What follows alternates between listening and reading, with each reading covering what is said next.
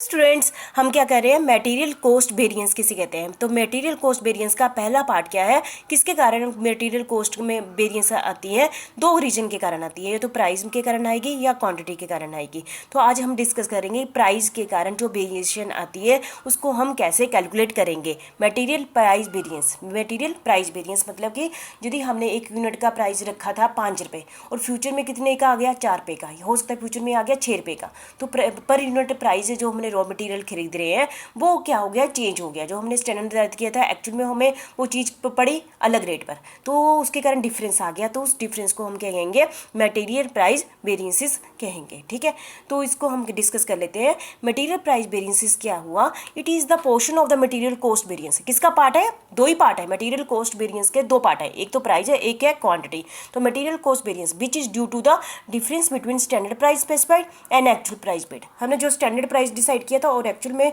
कितनी पेमेंट की, ठीक है, उसका। जैसे कि स्टैंडर्ड प्राइस हम देखा ना, प्राइस की बात करें तो प्राइस का डिफरेंस देंगे। स्टैंडर्ड प्राइस हमने 5 रुपये डिसाइड किया और एक्चुअल में हमें 4 रुपये 90 पैसे की मिली, एक्चुअल में हमें 5 रुपये 10 पैसे की मिली। डिफरेंस आ गया ना, तो डिफरेंस को हम एक्चुअल क्वांटिटी के साथ मल्टीप्लाई कर दें तो हमारे पास क्या आ जाता है, मटेरियल प्राइस वेरिएंस आ जाता है। ठीक है, इसको अलग ढंग से भी लिखते हैं। प्राइस का मतलब रेट होता है, actual quantity bracket standard price है ना, और मल्टीप्लाई बाय एक्चुअल प्राइस, ऐसे करके भी हम निकाल सकते हैं। ठीक है, तो किसके कारण प्राइस में वेरिएशन आ सकती है, किन रीजन है, मैं आपके साथ डिस्कस कर लेती हूँ।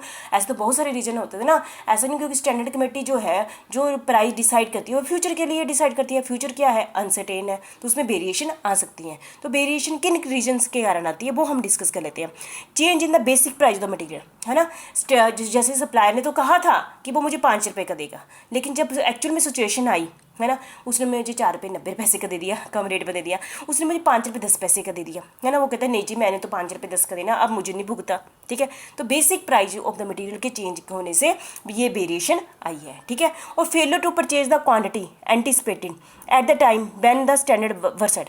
जब हमने स्टैंडर्ड सेट किया था ना, जब हमने स्टैंडर्ड सेट किया था कि हम इतनी क्वांटिटी खरीदेंगे, और एक्चुअल में जब हम लेने गए तो उससे हमने बल्क में नहीं ली या हमने कम ली, है ना, जिसके कारण कि हमें महंगी पड़ी, है ना। हमने उस सप्लायर से नहीं ली जिससे हमने डिस्कस किया था, और किसी से ले ली, तब भी प्राइस में वेरिएशन आ सकती है।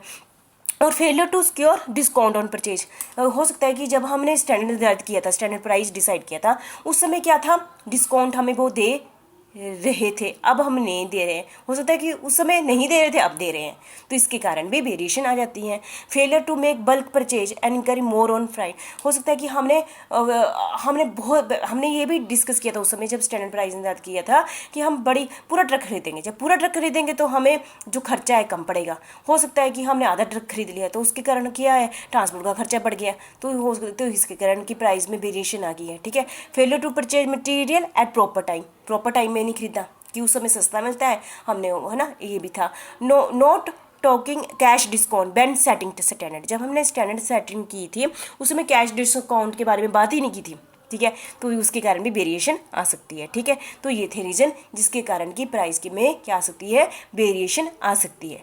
The price of the material is taken per unit, हम प्राइस किसकी बात कर रहे हैं यहाँ पर यूनिट। हमने 5 रुपये डिसाइड किए थे, मैंने पर यूनिट की बात कर रही हूँ। ठीक है, यदि स्टैंडर्ड प्राइस ज़्यादा हमने डिसाइड कर दिया है और हमें एक्चुअल में सस्ता आया है, तो ये अच्छी बात है। हाँ जी, यदि हमने 5 रुपये डिसाइड किया था और 4 रुपये का आया, तो मतलब कि एक्चुअल प्राइस हमें सस्ता पड़ा, तो ये क्या हो गया, फेवरेबल सिचुएशन है।